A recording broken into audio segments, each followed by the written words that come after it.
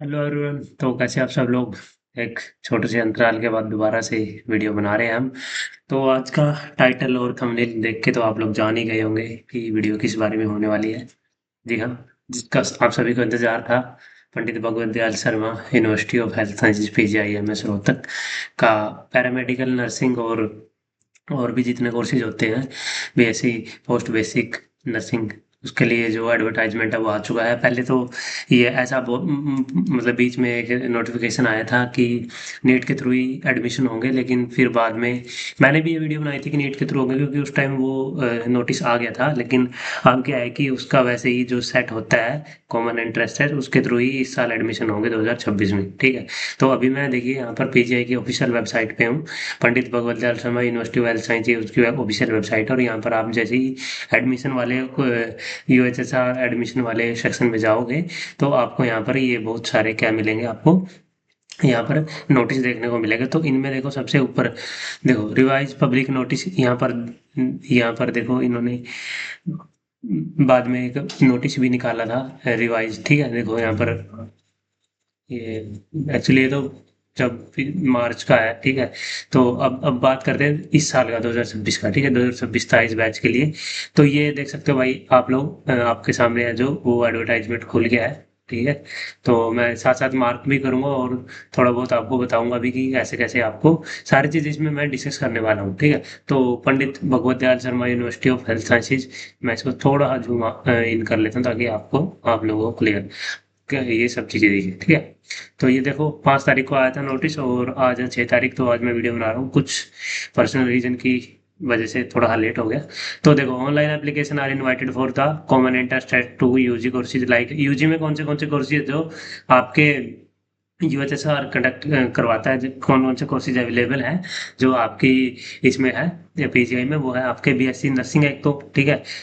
BSc paramedical में आपके बहुत सारे हैं। BSc पैरामेडिकल में BPT है, फिजियोथेरेपी जिसको बोलते हैं। ठीक है। BSc मेडिकल लैब टेक्नोलॉजी है, BSc MLT है, BSc OT है, BSc ऑप्टोमेट्री भी है, और BSc रेडियोग्राफी है, और BSc एक रेडियोथेरेपी अलग होता है और रेडियोग्राफी अलग होता है। ठीक है। और BSc परफ्यूजन है। तो ये सारे के सारे कोर्सेज हैं जो कि PGIMS रोहतक करवाता है BSc बैचलर के। और उसके अलावा अगर आप नर्सिंग में और बात करें तो आपकी पोस्ट बेसिक नर्सिंग भी यहाँ पर होती है। ठीक है। आफ्टर GNM करने के बाद होती है वो। ठीक है। NPCC, MSc nursing and MPT।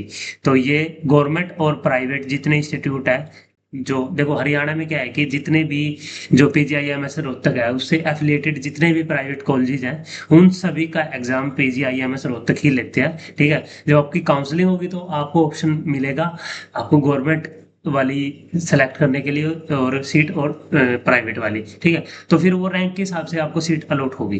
तो यहाँ पर प्राइवेट और गवर्नमेंट दोनों इंस्टीट्यूट इंक्लूडेड है। ठीक है। तो जो इंस्टीट्यूट एफिलिएटेड है, जो प्राइवेट इंस्टीट्यूट एफिलिएटेड है PGIMS रोहतक से, तो उनके लिए। ठीक है। तो यहाँ पर एग्जाम के थोड़ा डेट्स वगैरह की अगर मैं बात करूँ तो देखो यहाँ पर ऑनलाइन जो रजिस्ट्रेशन, इसका मैंने एक शॉर्ट वीडियो भी बना के डाल दी थी अपने इसी चैनल पर। होप सो आपने देख ली होगी। ठीक है। तो शॉर्ट्स वीडियो के बाद ये डिटेल वीडियो रहने वाली है। इसमें मैं सिलेबस भी डिस्कस करूंगा कि कितने नंबर का एग्जाम आपका होने वाला है। ठीक है। तो देखो online registration and deposition of registration fee कब से आपके शुरू है भाई, वो कल से शुरू हो चुके हैं, 5 तारीख से, 5/8/2026 ऑनवर्ड्स। उसके बाद इसकी लास्ट डेट क्या रहने वाली है, तो आपको तकरीबन इन्होंने आपको 20-25 दिन का टाइम दिया है, जो कि बहुत ठीक है। ठीक है। 31 तारीख तक अप टू 11:30 बजे, रात के 11:30 बजे तक आपके पास टाइम है। 31 जुलाई। ठीक है। सॉरी 31 अगस्त, मैं भी क्या बोल रहा हूँ जुलाई। तो 31 अगस्त तक का आपको इसमें टाइम है। उसके बाद रजिस्ट्रेशन कम काउंसलिंग फी। उसके बाद इसकी फीस कितनी रहने वाली है आपकी, जो भाई अनरिजर्व कैटेगरी है जैसे उसके लिए तो रहने वाली है 1000, और जो SC, जो आपकी BCA BCB, यहाँ पर देखो OSC DSC, ठीक है, इनके लिए आपकी रहने वाली है आपकी 750 रुपीज। ठीक है। उसके बाद आपका एडमिट कार्ड का जो कब आपको डाउनलोड करने का आपको ऑप्शन मिलेगा एडमिट कार्ड, तो आपके क्योंकि अगले महीने आपका एग्जाम है, तो आपको 10 तारीख से आपके एडमिट कार्ड है जो वो रिलीज कर दिए जाएंगे 10 सितंबर से। और आपकी जो टेंटेटिव डेट है एग्जाम की कॉमन एंट्रेंस टेस्ट की, वो आपकी 13/9/2026, यानी कि आपकी 13 तारीख 13 सितंबर को आपका एग्जाम है, जो कि संडे को एग्जाम है। तो काफी अच्छी चीज है ये चीज, संडे को एग्जाम रखा है तो काफी अच्छी चीज रखी है इन्होंने। तो अभी तो टेंटेटिव यही है। तो आपके पास तकरीबन 1 महीना है। तो 1 महीने में देखो, जिसने तैयारी करनी होगी उसकी तैयारी अभी तक होगी। इसमें एक्चुअली मैं एंड में, चलिए थोड़ा बहुत टिप्स है जो एंड में डिस्कस करूंगा, ठीक है। तो चलिए आगे आगे थोड़ा बहुत और जान लेते हैं। देखो ये आपकी आपकी देखो, the Haryana government notification regarding eligibility and other condition for counselling admission shall be notified separately very shortly, ठीक है। कि कौन कौन एलिजिबल है उसका एक अलग से नोटिफिकेशन आएगा। ये तो जस्ट आपका सिलेबस का नोटिस है, ठीक है। Syllabus set syllabus for UG PG और डेट्स वगैरह का, ठीक है। तो हरियाणा गवर्नमेंट नोटिफिकेशन वो अलग से आएगा कि एलिजिबिलिटी की अदर कंडीशन के लिए, ठीक है। वो जैसे ही आएगा मैं वीडियो बना दूंगा आपको, ठीक है। सिलेबस आपकी वेबसाइट पर आपको मिल जाएगा, ये www.uhsr.ac.in, ठीक है। तो ये वही उसी वेबसाइट से मैंने आपके सामने ही डाउनलोड किया है, ठीक है। मेरा ऐसा मानना है कि ऑफिशियल ही आपको न्यूज में बताऊं, कि इधर उधर की न्यूजों में आप ज्यादा ध्यान मत दो। कि इससे पहले बहुत सारी वीडियोज आ रही थी यूट्यूब पे कि अब आएगा, देखो भाई जब आना होता तभी आएगा, ठीक है। तो एडमिशन देखो, ये नंबर दिया हुआ है भाई, अगर आपको कोई भी एडमिशन के रिगार्डिंग आपकी कोई भी क्वेरी है तो ये नंबर आपको दिया हुआ है, मोबाइल नंबर। तो इस पर आप इनको संपर्क कर सकते हो, इनको कांटेक्ट कर सकते हो। उसके बाद देखो ईमेल आईडी भी इन्होंने दिया, आप चाहो तो इनको ईमेल भी कर सकते हो, तो ईमेल पे ये आपको रिप्लाई वगैरह देंगे, ठीक है। उसके बाद देखो इन्होंने बोला है कि इसकी 2 वेबसाइट है, ठीक है। www.uhsr.ac.in तो ये है, और एडमिशन पोर्टल की आपकी ये है, ठीक है। यूएचएसआर, देखो यहाँ पर सेट एडमिशन, ये 2 वेबसाइट है। इन इन पे आपको अपडेट रहना है, ठीक है। तो इन वेबसाइट का लिंक भी मैं चाहूँ तो डिस्क्रिप्शन में दे दूंगा आपको, ठीक है। तो ये नोटिस आया भाई। उसके बाद सिलेबस का बात करें तो देखो, सिलेबस के रिगार्डिंग ही ये वीडियो है। तो सिलेबस आपका जो रहने वाला है बीएससी नर्सिंग का, देखो बीएससी नर्सिंग और बीएससी पैरामेडिकल दोनों में क्या होता है कि एलिजिबिलिटी आपकी +2 मेडिकल होती है। तो उसमें जो सिलेबस रहने वाला है वो आपका सेम रहने वाला है। बीपीटी भी इसमें इंक्लूडेड है, बीपीटी हो गया, पैरामेडिकल हो गया और बीएससी नर्सिंग हो गया, ठीक है। तो इसमें तीनों इंक्लूडेड होते हैं, ठीक है। तो ये किसके लिए है, जो आपका कॉमन एंट्रेंस। इसमें 180 नंबर का आपका देखो 60 60 60, यानी कि आपकी 180 नंबर का आपका एग्जाम होने वाला है, ठीक है। ये मार्क्स डिस्ट्रीब्यूशन है। फिजिक्स केमिस्ट्री बायोलॉजी आपकी इसमें आने वाली 60 60 60।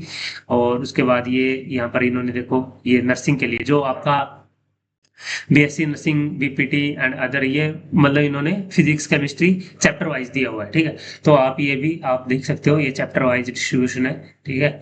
तो एक ये क्या हो रहा है यार, पता नहीं क्या आपको कौन सा दिख रहा है, देता हूँ। तो ये चैप्टर वाइज है, तो चैप्टर वाइज आप देख सकते हो, ठीक है। तो ये 11th का है ये तो, ठीक है।